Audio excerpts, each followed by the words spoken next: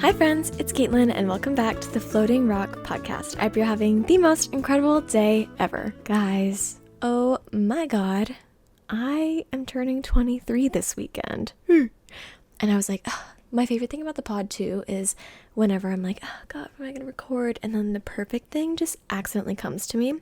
I just happened to make the choice to journal kind of before I sat down to figure out what the pod was going to be about. And I had realized I had this theme kind of following me this week. I'm like, wait, that's so funny that it didn't come top of mind when I was just normally thinking about what I was going to record this week. But anyway, yes, I'm 22 right now, turning 23 this weekend. And I just had this kind of feeling this whole week and 2 weeks leading up to now of just I just don't feel like I'm ready yet to be 23, which I mean, if you're older than 23 or 23, you're like, Caitlin, you're so dramatic, but let me live. It's not oh, it's so old, but just more so I felt like I hadn't given myself the time or the moment to almost wrap up 22 in a bow and just give it the full think it needed and reflect on it and all that stuff. And I don't know, I feel usually I'm about a birthday. Girl, I'm the type of person to post on my own birthday, shamelessly, but more so because I'm well, if there's an opportunity to receive love, I'll take it. Hello, it's my birthday, why not? Live your own life. There's people who don't like that, but anyway, I am the kind of person who likes to reflect when it comes to my birthday, and I like all that kind of stuff. And I just felt like I hadn't done that yet, and life has been so busy and fast recently, and I was like, oh my god, 23, that just crept up on me. And I'm lucky that I'm on the end half of my friends, if that makes sense. I have people who turn the ages kind of before me, if that checks out. And so it's not oh god, I'm being thrusted into this new year where none of my friends have been 23 yet, because I'm, realistically it's all kind of the same age and vibe. But I thought, oh my god, what a perfect way to tie it up and to give myself the reflection I was wanting, if not, but on my own personal podcast. But I love these podcasts and videos and stuff where people do 22 things I've learned and by 22, or 40 things I've learned now that I'm 40, all that kind of stuff. I love it. And 22 things just felt a little bit too bullet pointy for today. And I just thought I'd do some overarching lessons that I feel like I've learned in this year of 22.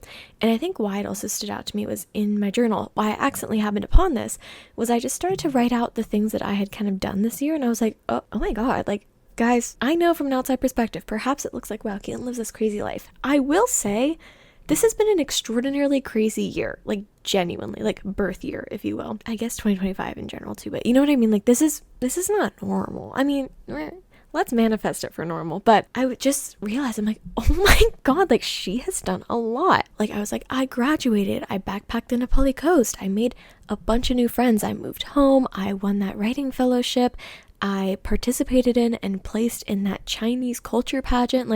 Literally so much has happened this year that, when you actually sit down and reflect on it, you're wow, I did not give myself the credit where credit was due. You have done a lot, girl. It honestly made me think too, golden years, for normal golden years, it's you turn the age that your birth date is. If you turn 18 on the 18th or 22 on the 22nd, whatever.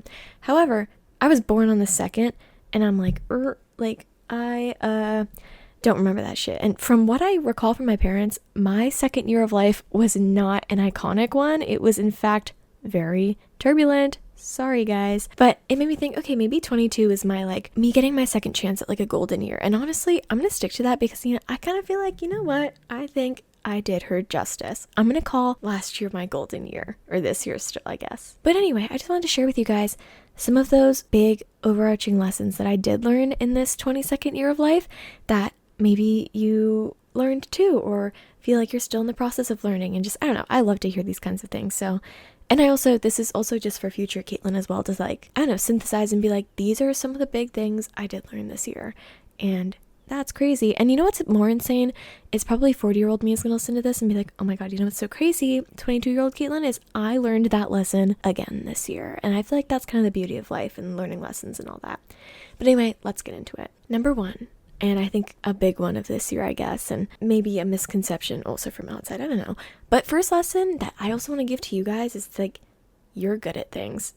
scary, surprising. Like, personally, I have like a decent amount of imposter syndrome when it comes to things, or like, I wouldn't say a ton of self-doubt, but I wouldn't say I have like a shitload of self-pride either, being like, I'm so good at everything. Like, that's not the way I walk around life personally.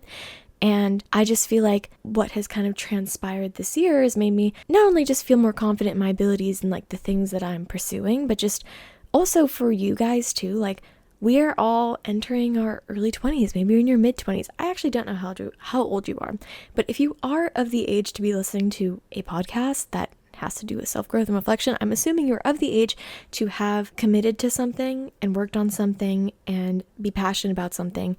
And I think a lot of the time we forget to tell ourselves and congratulate ourselves and be proud of ourselves and acknowledge that we are actually good at things. And, you know, like, it'd almost be alarming if I wasn't good-ish, at least at the things that I've put so much time and effort and money into, you know, like, hello.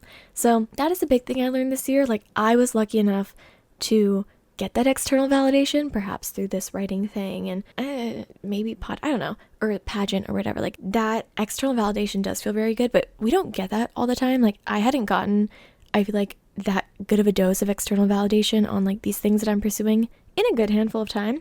And I just, I remember when I think maybe I even said this in the pod episode about the fellowship, I needed that so bad. I just felt like I hadn't taken like a dub writing wise, and I just hadn't felt like I just had that validation of like, girl, you're good at it. Don't worry. Like, you're okay. And I think that's something that Giggly Squad is the podcast I like to listen to a lot. They're in their 30s now. Don't tell them I said that. But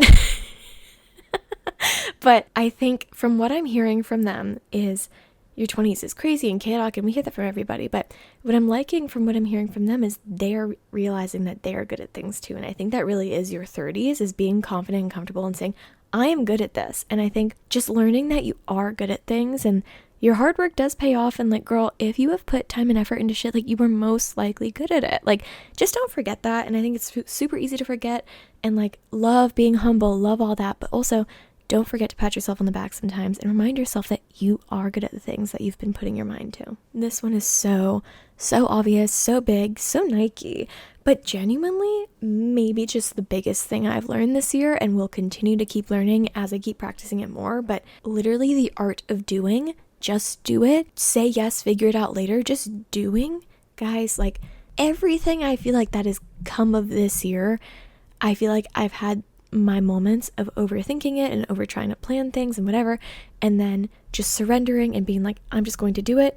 And just, I feel like I've reaped so many fruitful benefits from that. And I just want to like nail that into myself, honestly, moving forward every single day of just like, just do, not to say do, but do, girl. Like, I cannot even express to you like how much, not only of like how much that's helped me throughout my life, but like how much I want to instill that in myself, because I still have second thoughts. I still love to overplan. Like, I think like genuinely the say yes, figure it out later is one of the best pieces of advice I have ever gotten in my entire life. I did something recently that I think I'm going to make an episode on that was one of the biggest examples of that I've ever done. And I could not be more happy that I just said yes and fucking figured it out. And yeah, it is just so insane that like something as simple of like, do it. Like, girl, just do it is such life-changing advice. But if I can urge you to do anything, girl, it is just to do it. It's to stop planning. It's to say yes, figure it out later. Because even like the pageant, like, I did so much overthinking about, should I join? Like, will it match with my schedule? Blah, blah, blah. Like, I did so much overthinking about it. And then one day I was just like, you know what? I will say yes, and God forbid something bad happens, I have a conflict, whatever, I will figure it out later. And I'm like, yeah, because that also I think goes hand in hand with trusting yourself. And like, oh, a fun example of this actually was I had a networking call a few months ago, and I was so tired after work, like genuinely so tired. And I wanted to wait until I was maybe more awake. I just wanted to wait or maybe text him like, hey, I'm gonna be like 10 minutes late, to just like recoup. But I was like, you know what? I actually trust myself and my talking abilities that like, throw me on this call right now. I will pick it up. I will pick it up, girl. And I was like, you know what, Caitlin, you are right. Like, you talk all the time. You're good at this thing. Like, you will not like be whack on this phone call. Like, you just won't be. So I was like, okay, cool. Called him, and just almost like subconscious Caitlin picked up for me. And I was like, wait, thank you so much, girl. And just, yeah, I don't know. Trust yourself and just do it, girl. I feel like I've talked about this so much, and like honestly, maybe these things are repetitive if you're an active listener, because I mean, I can only live so much life, but this is so you're a human, not a productivity machine, that episode. But genuinely, guys, if there's something I think I've really learned and had to nail into myself this year, is that you living your human life experience, like you just living your actual life, is productive, and not everything revolves around productivity and work and whatever and career and LinkedIn's and whatever. Like just like live, girl. Especially, I would say especially as a creative, because you need to pour it back into your work. But as a human, like I also feel like, mind me for being morbid for just a second, in our 20s, people start dying, like the grandparents start heading out, like you start like, kind of hearing these like, life starts to slap you in the face a little bit around this point in time, which I don't love. But I think that that's also just extra motivation to like spend time with your people, tell people you love them, like just be your human self, because like, mind me for getting a little choked up, you never know. Just live, please. This is interesting too. So I've mentioned the past couple episodes about like emotions and stuff, and I'm not gonna lie, this is like within the past like 2 months kind of lesson that I've been learning, but probably one of the most important ones I've learned this year. Basically, to give you like a very brief rundown, I'm not a super emotional person. I realized recently I'm like pretty detached from that kind of stuff, like blah, blah, blah, like vulnerability, all that kind of stuff. And I just realized that like you can use this in a lot of scenarios in your life, but like you're allowed to change. I found myself recently like making voice notes for friends, or like just talking and saying things and being like, oh my God, yeah. And like, when you're emotional, whatever. And like almost feeling like I'm not allowed to say that because there is or was like a version of me that, was so strongly not affiliated with that, I felt like. But I guess just a lesson there is like, even if you've branded yourself as one thing, even if you, God forbid, if I wanted to turn into a pessimist one day, if I have the Floating Rock podcast that is all about positivity and optimism, happiness and growth, if I so wanted to change, I'm allowed to change. And so are you. And that can go in any facet of your life. Maybe it is your career choices, and you've put all this time and money and effort and whatever into just this one thing, being a dentist, I don't know, and you realize like, oh my God, I want to be a DJ. That's allowed. That is allowed. People will feel how they feel about it, usually your parents or usually other people, whatever, but like you are allowed to change, even if it feels like you've backed yourself into a corner, because the earth is round, there's no fucking corners, girl. Okay, on the note of emotions as well, guys, once again, super recent lesson I've been learning. So basically when it comes to writing and script writing and maybe other things, this is a term, but when you're doing a pitch meeting, when I'm pitching my script to Netflix, usually an executive is giving you a note, but there's a note behind the note. Maybe they're saying like, I just feel like this storyline is a little too serious. And realistically, a lot of the time, it's not, okay, it's too serious, but maybe they actually meant like, we can't touch on this or whatever. Okay, bad example, but a lot of the time there's actually a note behind the note. I hope you get that kind of analogy, I guess. But yeah, a lot of the time, note behind the note. And I realized that a lot of the times our feelings can be the same way. And if you already knew this, work with me, we all learn things at different speeds. But I feel like recently I've super realized that if I'm feeling a type of way about a certain thing, or even I've started to pick up on it on like even certain people in my life, if they're feeling a certain thing, I've realized that like almost always there is a note behind the note. The other day I was feeling a type of way about a friendship thing, and I realized that I wasn't actually feeling a type of way about that exact situation per se. I realized that why I kept feeling this feeling and why it was kind of strong and like why it was clinging on to me was because I actually was feeling an overall feeling of like friend insecurity. Oh, look at me just throwing that out on the internet, huh? But, maybe if I say it, you will resonate with it too. I don't know. But I just realized that a lot of the time when I'm feeling something, or people in my life are feeling something, if it's kind of this bigger feeling and is boiling up and it's not going away, like usually there's something behind the actual current situation and the current feeling that you are feeling. And I feel like a lot of the time it actually does relate to an insecurity of sorts. Like, oh, I'm feeling sad because I didn't get this fellowship or this job or whatever. And a lot of the time it's not just I'm sad about the job, it's I'm sad about feeling rejected overall, or I'm sad about feeling not talented at something, or you know what I mean? So yeah, big realization, literally I came up with it today because I was like, oh my God, yeah, that is like the theme I've been noticing within myself and others is like, a lot of the time there is a note behind the note. I think that also helps too when communicating with people. I think a lot of the time we like to kind of like attack the like main point of like the issue at hand, if you will.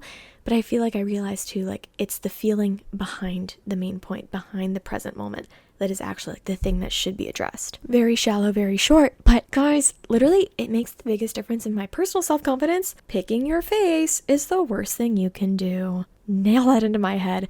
Literally, I can feel, not to use the you word, I can just feel so ugly some days because I've just been like being a little esthetician on myself. My confidence skyrockets when there's not just little marks all over my face that I did to myself. So don't pick at your face. That one's for me. Don't do it. Don't do it. I'm feeling great today, guys. I'm wearing no face makeup at all. If you're actually just listening to Spotify, you wouldn't get it. But if you're on YouTube and you're like, wow, I'm like, period. It's because I've laid off for like a week or two. Thank God. And on that note, don't pick at your face. Wear your sunscreen. This could be literal propaganda and fake, but I saw something on TikTok where someone was like, SPF actually helps fade acne scars. I'm like, cool. Like, that's all the motivation I need. Thank you. Additionally, on the note of a lot of the things I've done this year is being yourself is your selling point. Like, being you when it comes to even friendships and relationships, like you're just going to attract the right people. It's going to weed out the wrong ones. Like, you being yourself is your best asset. Like, not trying to be anybody else, not trying to fit in per se. Like, I've also heard that kind of like throughout everyone in my life, as I feel like, you know, in your 20s, you were learning that lesson kind of collectively. And I just feel like being yourself is like the best thing you can do, and I feel like you reap so many more benefits, and realistically the things that are really truly meant for you will actually come through and like shine through the surface, and you know, maybe their opportunities, whatever, that actually will be yours because they're being attracted to the most authentic version of you. And I just love that so much, and I really have felt that and have even gotten that note of like, yeah, like this is good because you were being you, and I'm like, thank you so much. But that's just all the more reason to tell you guys that. And it's just to remember that, like, yeah, you being yourself is your biggest strength in the entire world. And that's also great motivation too, to keep pouring into yourself and keep developing who that internal self of yours is. And lastly, on the note of not being 22 anymore and being 23, is that I feel like I'm on the verge of learning something. I don't quite know what it is yet. And I'm very excited for it. And I think my last lesson for this episode is going to be just like being okay with and knowing that you have so much more to learn. I could have never guessed the things that I would have done in this year of 22. I could have never guessed the things that I would have learned in this year of 22. But I'm so happy that I kind of was not aloof to them, but I didn't know that they were coming my way. And that's, I think, what makes the lessons so much more memorable, you know? And I'm just really excited. I feel like through this episode and through my journaling and just kind of thought recently, I think I've gained this new feeling and perspective of like, you know what? I feel like I actually have done so much this year and I have learned so much this year. And I am actually feeling excited for like the new lessons and obstacles and successes that are coming my way in this year of 23. And I think there is so much beauty in knowing that you don't know so much. And I'm like, I mean, for the content too, girl. I'm like, the more I learn, the more I can put out. Hello. But I just feel like I'm so excited. I can feel like lessons on the horizon, and I can't wait to let you guys know what those are. But I can feel it, and that makes me super excited. And I know that they're probably not going to be the easiest things to learn, like, but that's okay because that's life. And yeah, thank you guys so much for listening to this episode. Comment happy birthday if you made it to the end. But yeah, thank you so much for also spending my entire 22nd year of life with me. Isn't that crazy? The entire year of being 22, I've had this podcast. So thank you for being here with me. I hope maybe some of these lessons resonated with you, or you took them as good advice, or maybe you were like, wow, Caitlin, I'm so glad you finally learned that for yourself. Like, good one. Like, I knew that 2 years ago. But whatever. Thank you guys so much for listening. I'm excited for this new year, and I'm excited for your next birthday. I actually had a thought recently. Sorry, this is my last note of today. Basically, I just recently watched a kids production of Alice in Wonderland, and they have this whole song about You're Very Merry on Birthday.